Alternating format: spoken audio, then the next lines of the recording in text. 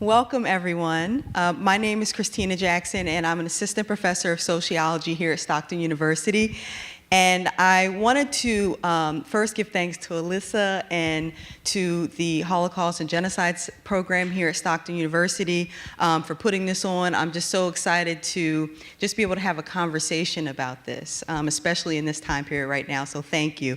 I also want to especially give thanks and welcome residents from Atlantic City. So I know there's a number of people here from Atlantic City, and I just want to say thank you, and I'm so glad that you're here. I'm excited to be a part of this conversation. Tomorrow I will be talking a little bit about my Black Lives Matter Atlantic City involvement. So I'm on the core team with a couple of other members who are also here.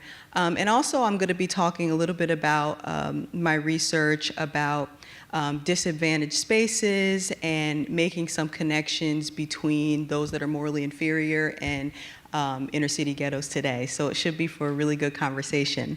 So I have the pleasure of introducing a good friend of mine, one of my colleagues, and I actually call my twin, because we both have twins, Reverend William Williams. I started at Stockton here in fall 2015, and I was invited to speak,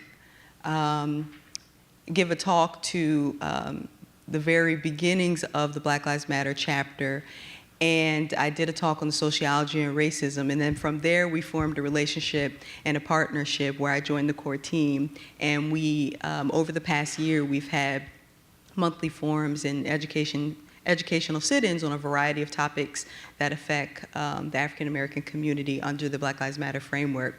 Reverend Williams is an esteemed leader, well-known community organizer, and reverend in Atlantic City, and I'm so pleased to be able to work with him. I'm also so pleased for him to be here to be able to speak with us. So Reverend Williams. I'm glad and thankful for to be able to give the opening remarks today and know that we will have a chance and opportunity to really hear some Dr. Van Joden-Fogge, as she said, dynamic and creative presentations over the course of this weekend and today by our keynote speaker. And so to you, Doctor, thank you for inviting me and for allowing me to be here. Very humbled and very gracious to some friends and colleagues and the struggle and the fight. It's great to see y'all today and to be among you today. To our keynote speaker, welcome and thank you, and glad that you were able to be here with us today, Mr. Williams. And my wife, Joyce Williams, wanted to be here today and was going to be here. We are going out of town tomorrow, driving to Cincinnati with the family. And so she's home with William the Fourth and James and Julia and her mother-in-law, my mother-in-law, her mother, getting things ready for us. But very grateful to my wife, who is my rock and my friend and all of the things that are important in life. So very much appreciative of her. I won't be long, as you know, I don't really know what opening remarks are, so I'm just going to talk and give, and hopefully Dr. Williams, you will be able just to kind of pick up and move on and keep us moving in the way that we need to move. So I hope these words, like I said, set the stage for what will be, and I like what you said again, Dr. Van Joden-Fogge, a dynamic and creative weekend to not only dialogue amongst ourselves, but to also continue a strategy of action that will speak to the moral conscience of our country. And I talk about that and want to promote both the dialogue but the action that will speak to the moral conscience of our country, because I'm reminded of Dr. King's sermon entitled Transformed Nonconformists that he gave in 1966. And he says that we are not makers of history, we are made by history, are shaped by the patterns of the majority. He poses the question, are we shaped by the patterns of majority? And he goes on in his sermon to tell us and to give a metaphor about a thermometer. And so some of you might know this sermon. He says, go to your home and look for the thermometer. And he says, if you look on the wall and read the thermometer, if it's 7 degrees inside, that thermometer will say 70. If it's 80 degrees inside, that thermometer will read 80. He said the thermometer is only a mere instrument that registers the temperature of the room. And he goes on to say that there's another instrument likely in your home, and if it's 70 degrees in your home and you want it to be 80 degrees, then you push it up a little until it reaches 80. And he says we know that instrument to be the thermostat, which changes the temperature of the room. And most people, he in his sermon said, and I believe that we probably agree somewhat today, most people are thermometers that only record and register the temperature of the majority opinion, and not thermostats that transform and regulate the temperature of a society.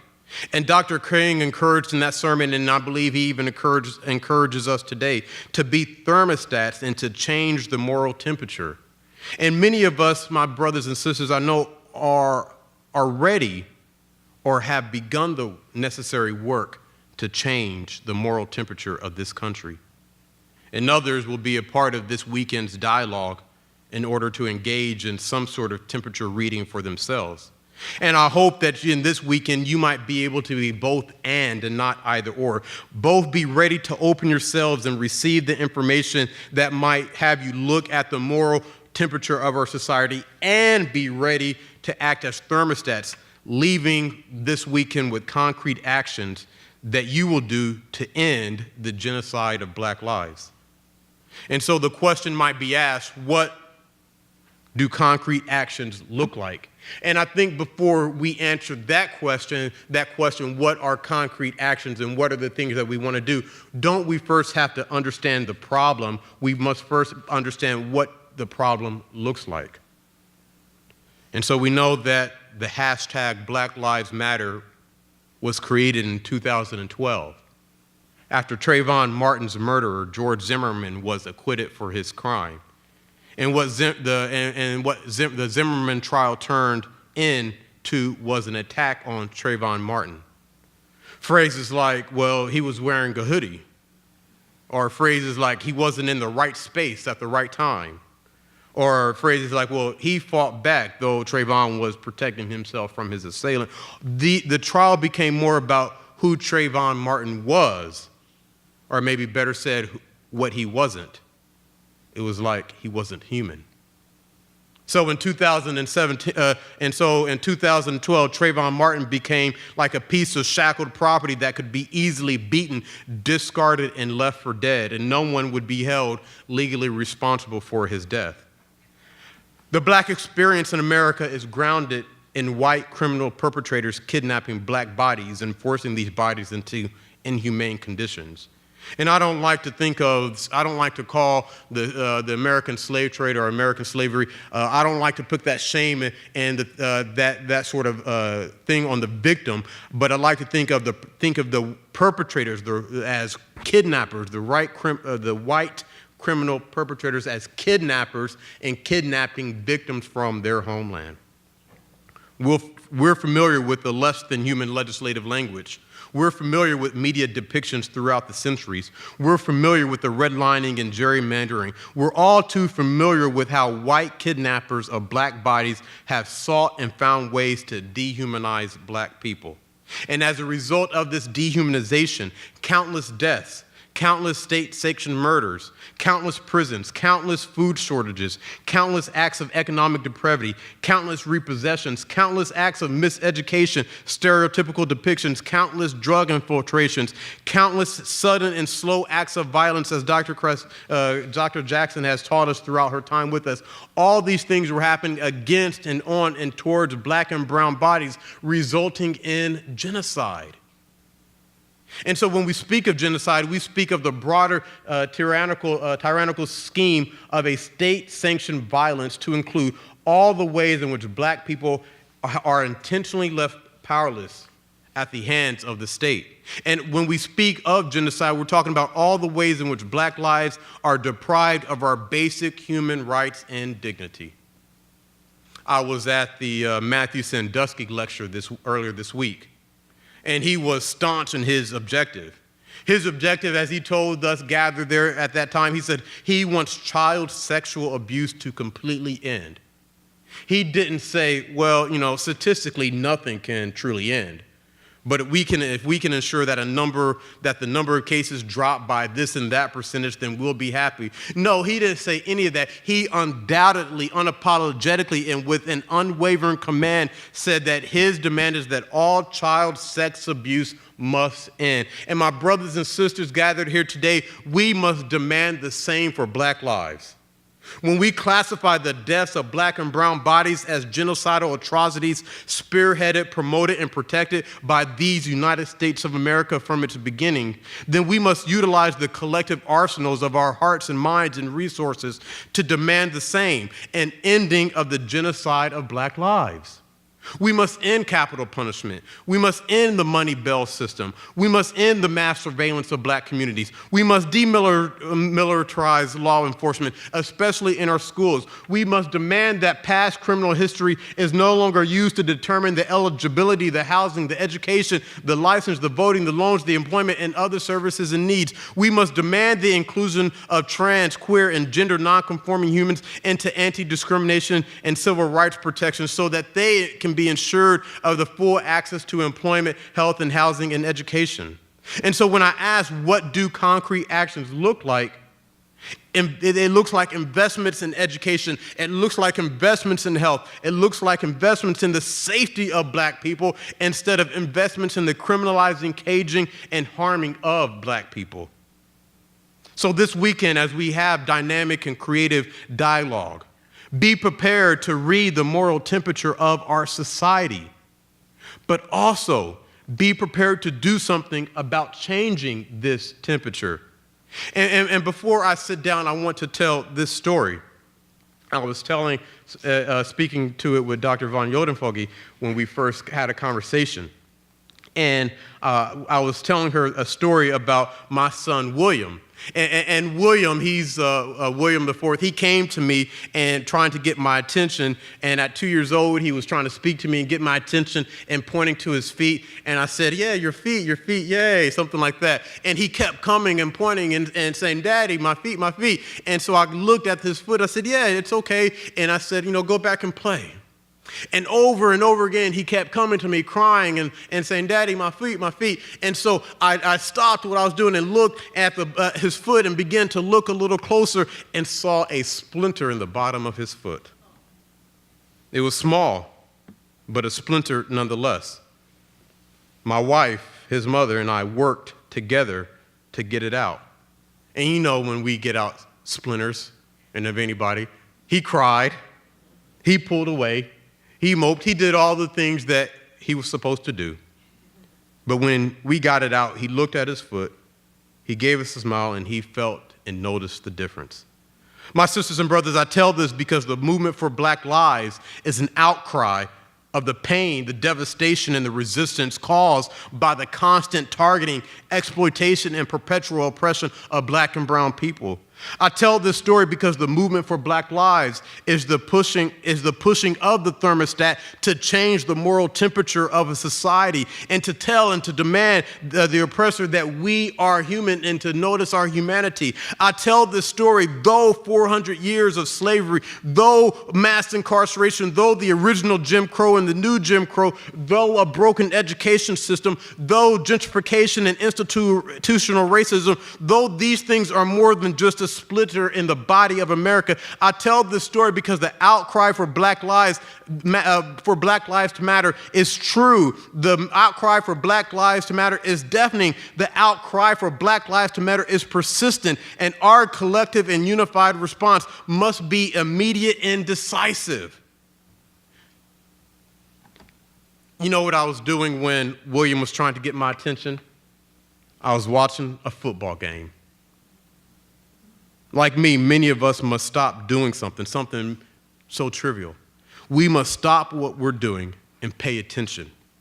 It means that we might have to change our strategic plans. It means that we might have to move financial resources around. It means even from an institutional point of view, we're in now, it means that we might have to understand the classes that we're offering, the students that we admit, the stances that we take. We might examine the promotions that are earned, the investments that are made, or the divestments that are done. The voice and the platform that we have here today as a university and as people, we must use, and we must use it to our fullest advantage.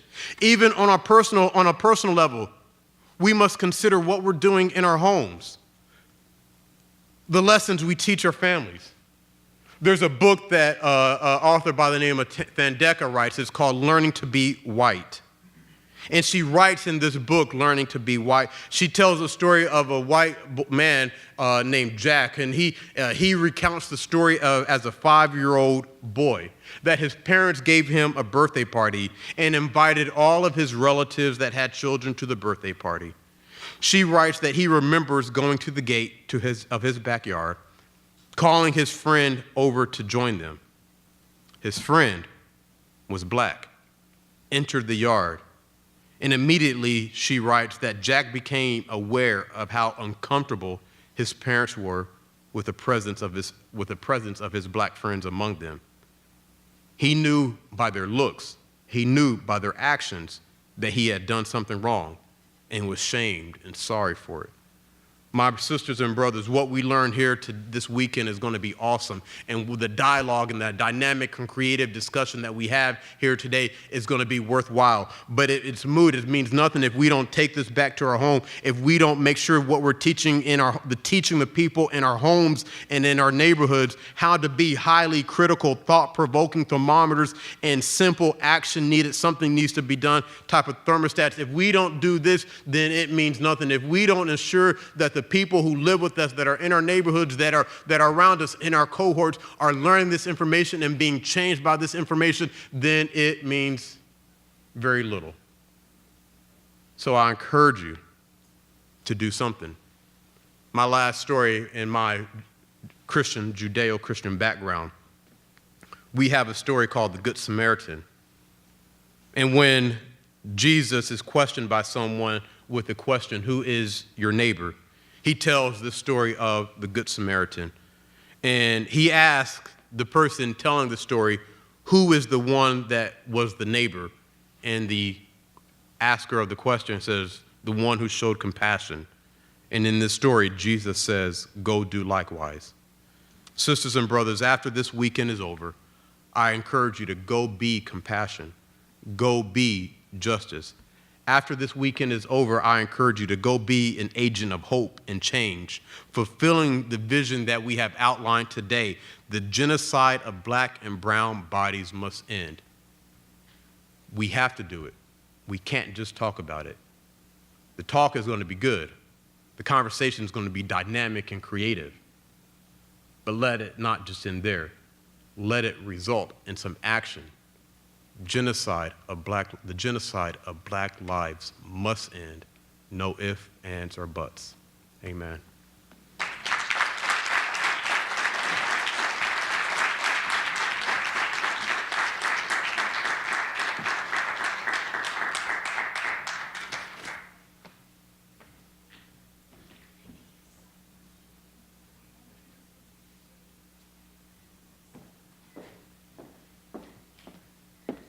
Well, I want to thank Pastor Williams for those strong and wonderful remarks, underscoring how important the work that everybody here is doing. We'll do this weekend, and hopefully we'll all continue to do after this weekend. I remember when I spoke to Pastor Williams, we had what for me was a really great conversation on the telephone.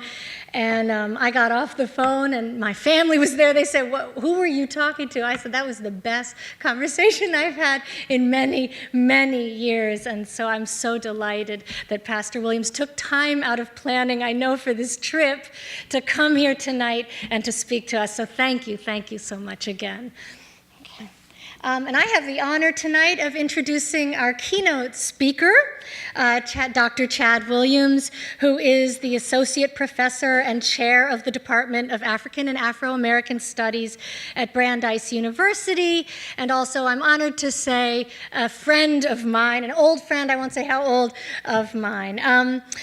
He earned a BA with honors in history and African American studies from UCLA, and he received both his MA and his PhD in history from Princeton University. He specializes in African American and modern United States history, African American military history, the World War I era, and African American intellectual history. His first book, Torchbearers of Democracy, African American Soldiers in the World War I era, which some of you may have read, was published in 2010 by the University of North Carolina Press. It was widely praised, very well received as a landmark study, and won the 2011 Liberty Legacy Foundation Award from the Organization of American Historians, the 2011 Distinguished Book Award from the Society of Military History, and the designation as a 2011 Choice Outstanding Academic Title. He's co-editor of something else that you all may be familiar with, the Charleston Syllabus, Readings on Race, Racism, and Racial Violence, published then. It was initially a kind of workshop, right, of bringing together various resources to deal with the Charleston massacre and the violence that we've seen before and since then. It's now out published by University of Georgia Press in 2016, as well as a collected volume, Major Problems in African American History, the second edition, recently published also in 2016. Chad has published articles and book reviews in numerous leading journals and collections. He has earned fellowships from the American Council of Learned Societies, the Schomburg Center for Research in Black Culture, the Ford Foundation, and the Woodrow Wilson Foundation. He is currently completing a study of W.E.B. Du Bois and World War I, which I can't wait to read, and it is with great honor that I introduce him today to speak about, the title. I don't have it up here with me. You will tell them the title of your talk. Thank you very much, Chad. Thank you all. Thanks, Lisa. All right. Thank you so much for being here. Thank you. All right. Good evening, everyone. Thank you for being here. This is a true privilege and honor to be a part of this event.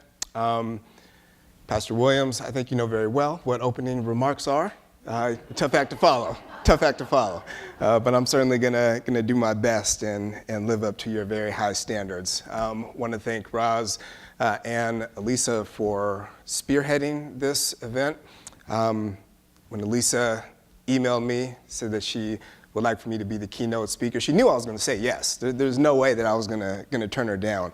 But it was truly a privilege to be able to be a part of such an important program, one that is incredibly timely. I'm actually teaching a Black Lives Matter class this semester, so to have the opportunity to think about Black Lives Matter in the context of genocide was certainly a treat and a responsibility as well.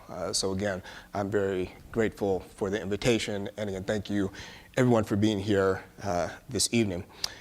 When Elisa asked me to be the keynote speaker for this workshop and described its focus and goals, I was immediately intrigued.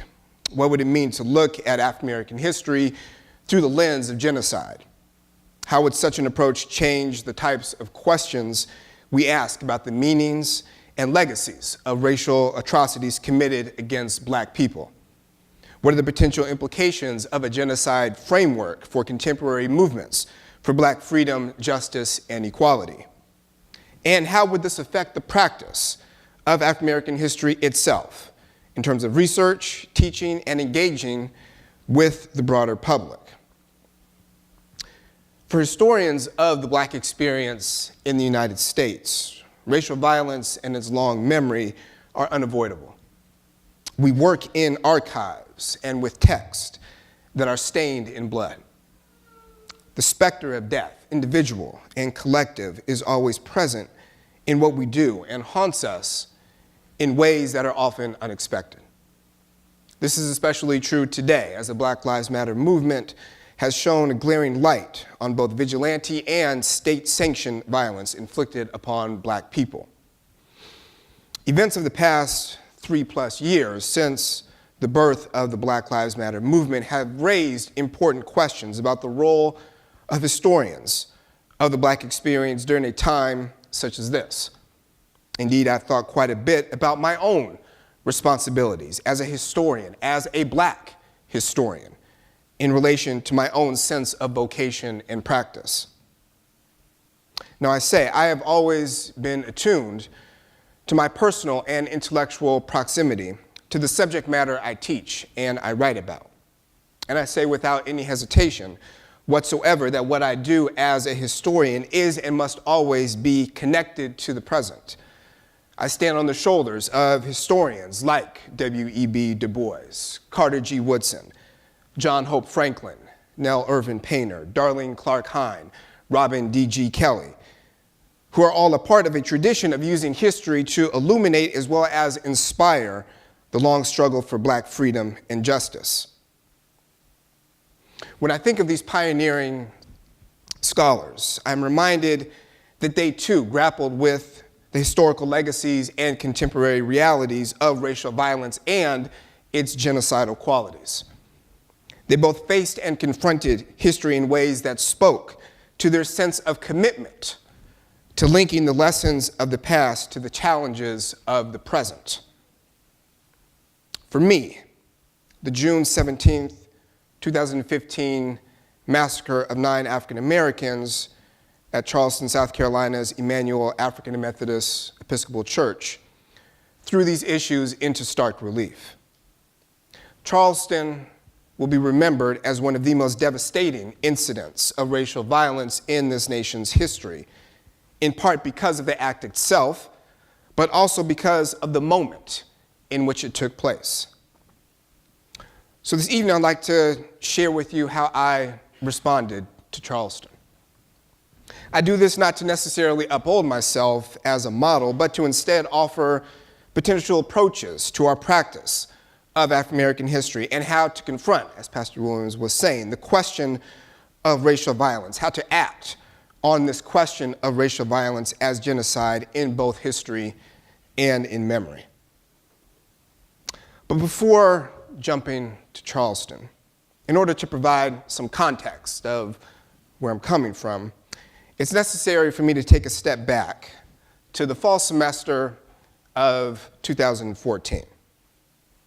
That semester, I taught one of my staple classes at Brandeis University, Introduction to African and African American Studies. Just weeks before the start of the semester, on August the 9th, a Black teenager named Michael Brown was shot and killed by a white policeman in Ferguson, Missouri. In the days leading up to the beginning of class, protests erupted in Ferguson and other cities across the country. On December 3rd, 2014, as my class neared conclusion, a Staten Island grand jury decided not to indict a white police officer in the death of a Black man, 43-year-old husband and father of 6, Eric Gardner, whose death had been officially ruled a homicide. Again, protests swelled the streets of cities from coast to coast. Several of my students, in fact, after our class ended that December day, left campus and went into downtown Boston to participate in the protests that were taking place there. So these two events bookended my semester. And in between, there was also the non-indictment of Darren Wilson, who killed Michael Brown. And there was Ezell Ford, Akai Gurley, Tanisha Anderson, John Crawford, young Tamir Rice. So in this context, I taught. I taught the narrative of the life of Olaudah Equiano. I taught The Souls of Black Folk by W.E.B. Du Bois. I taught Things Fall Apart by Chinua Achebe. I taught Wretched of the Earth by Frantz Fanon. I taught Assata Shakur's autobiography. I taught The New Jim Crow by Michelle Alexander. The class and the materials we grappled with that semester took on a heightened relevance. This was, on the one hand, intellectually and pedagogically invigorating. But it was also incredibly hard work. I had to steel myself for every class. I had to prepare and anticipate the looks of sadness, frustration, confusion, anger, despair in the face of many of my students who realized that the issues ostensibly in the past that we're reading about were still very much a part of their present. This was made all the more difficult because I too felt these same emotions. We oftentimes fail to acknowledge the work that teaching the histories of violence and genocide entails. It can take a serious toll. And I think this is especially acute in the case of American racial violence. So when I read from The Souls of Black Folk and W.B. Du Bois asks, how does it feel to be a problem? That is not simply a benign query, an innocent question. And it tears at me knowing that that question remains as relevant today in 2017 as it did when Du Bois published his book in 1903. While classes in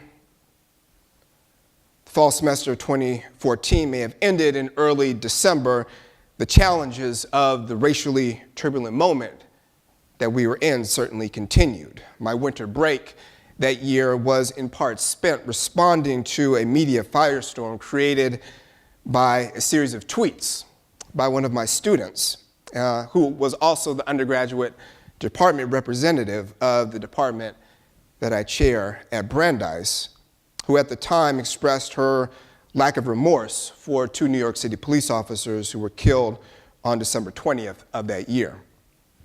This was quite a mess, believe me. But I knew where she was coming from.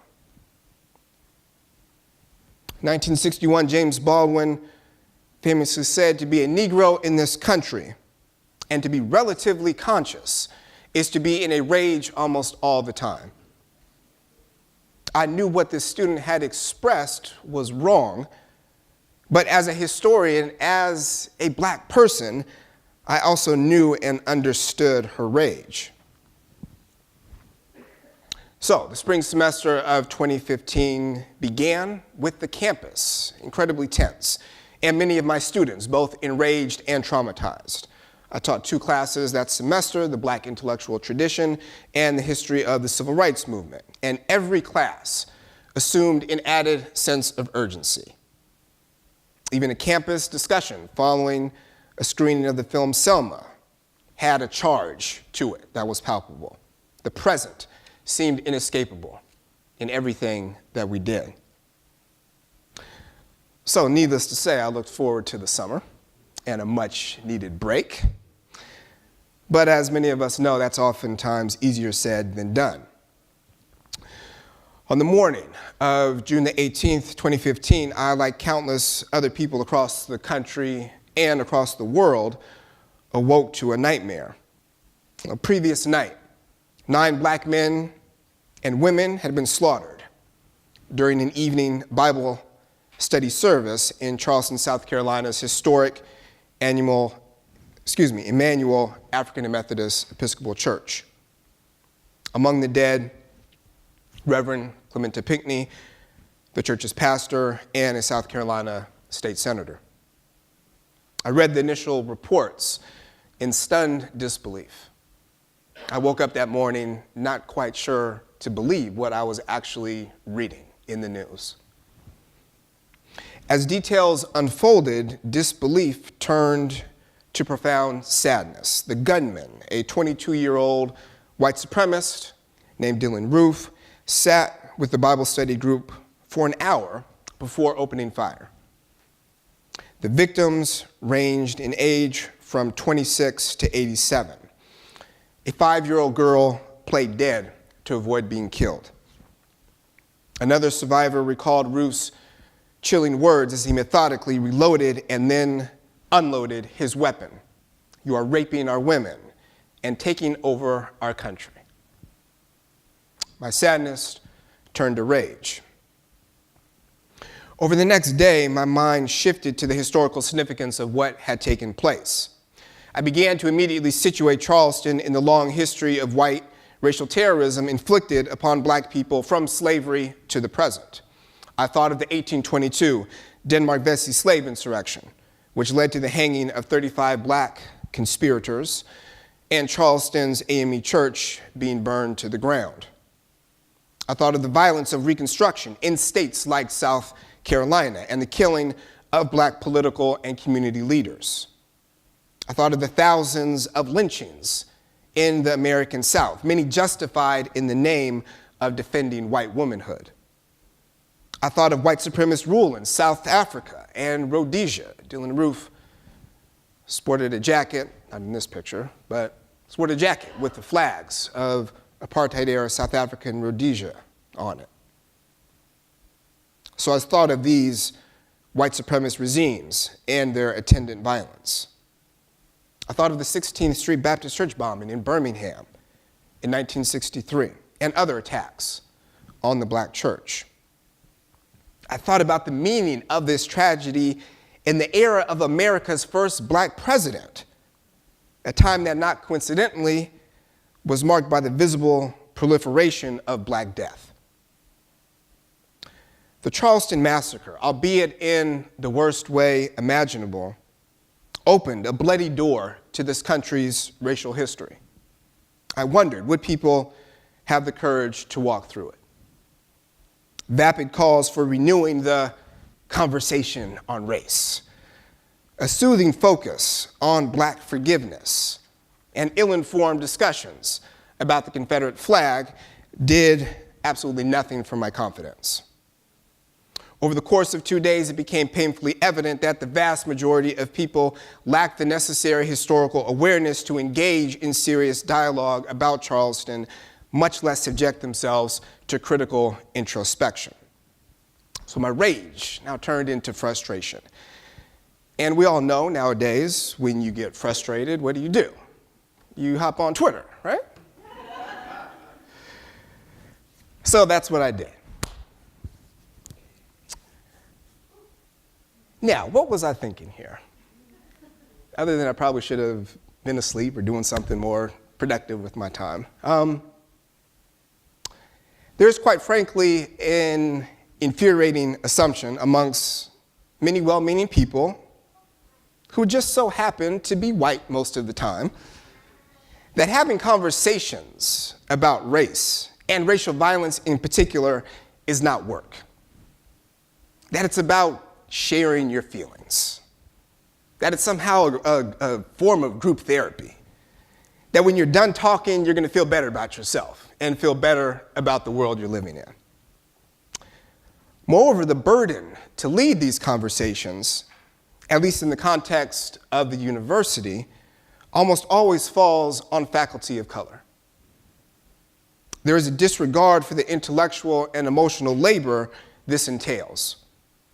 We are seen as having the natural ability to talk about race, civil rights, social justice, ignoring the fact that we have invested countless hours in reading and training ourselves on these subjects. So at this moment, I was quite simply tired of having the burden placed on me and my fellow colleagues of color to do the work that white people, many of my colleagues included, should be doing for themselves. Something so simple as reading a book. Any book about the myriad issues associated with the Charleston shooting. So after venting a little bit, I had to remind myself what it is that I do, what my responsibility is as a historian and as someone whose sense of vocation is deeply bound in the traditions of civil rights activism and affirming the dignity of Black lives. So in this moment of frustration, I recalled the Ferguson syllabus, brilliantly initiated by Georgetown University professor Marcia Chaitlin in the aftermath of the Ferguson uprising. That crowdsourced reading list quickly became a vital tool for educators throughout the world to learn about the wide range of issues at the core of Ferguson and apply them to the classroom.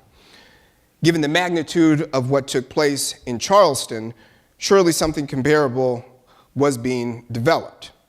On the evening of June the 19th, I did a search for Charleston syllabus and, to my surprise, found nothing.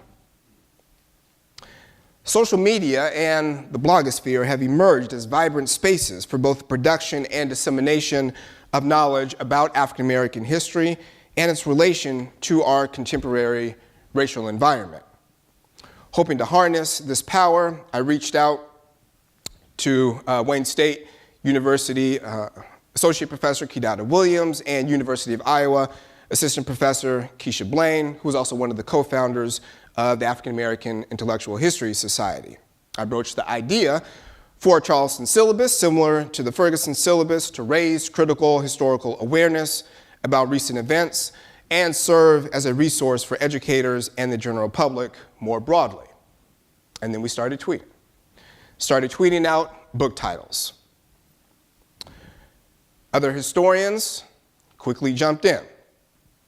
And Keisha linked our work right to the African American Intellectual History Society website. Other historians recognizing and immediately making the connection between the Charleston syllabus and our role as scholars, and scholars of color in particular, in teaching about race, that our work mattered. And within an hour, Charleston syllabus was trending.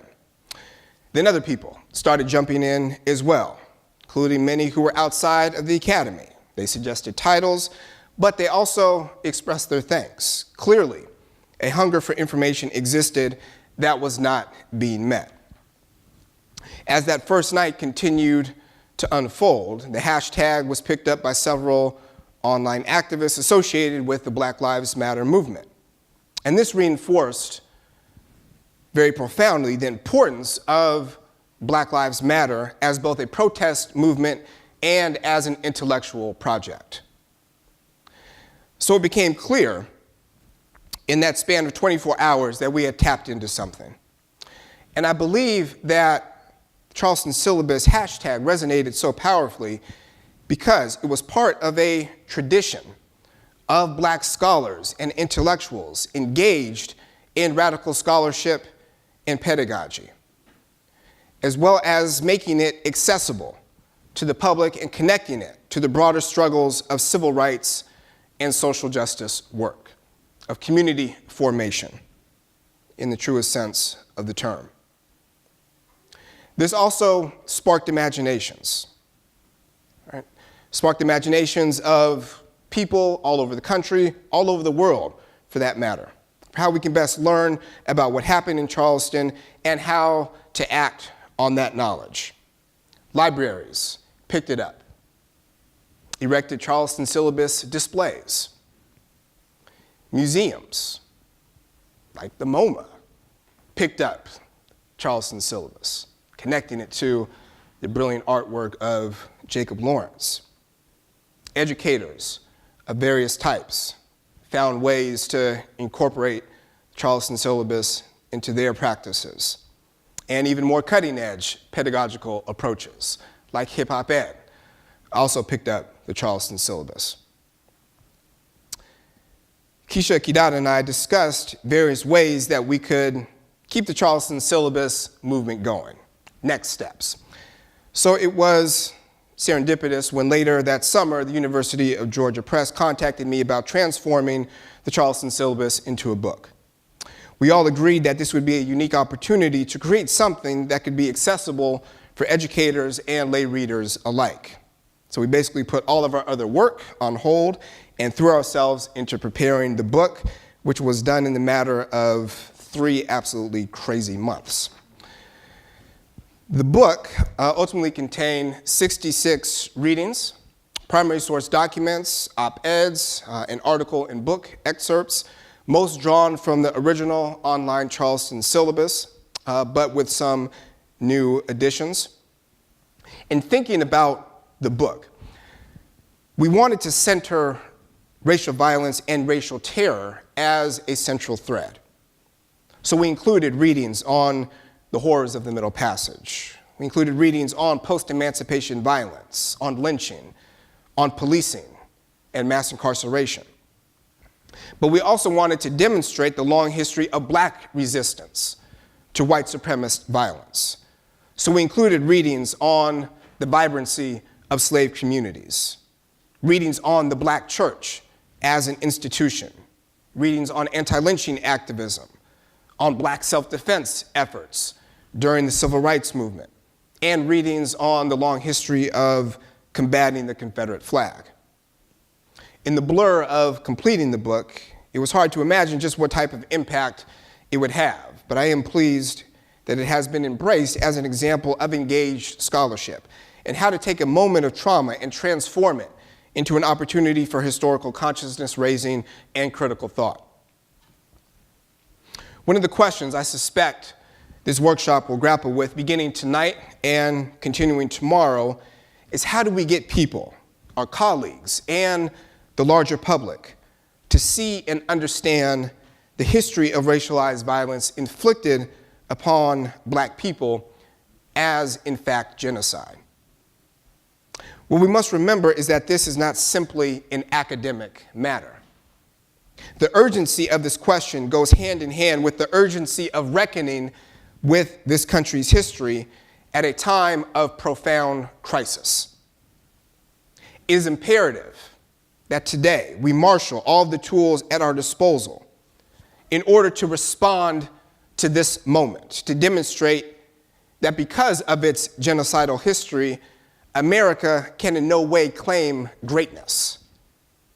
But by coming to terms with its past, perhaps it can achieve some measure of maturity and aspire to become something better. We all have a role to play in that struggle. And sometimes it can start with something as simple as a tweet. Thank you for your time.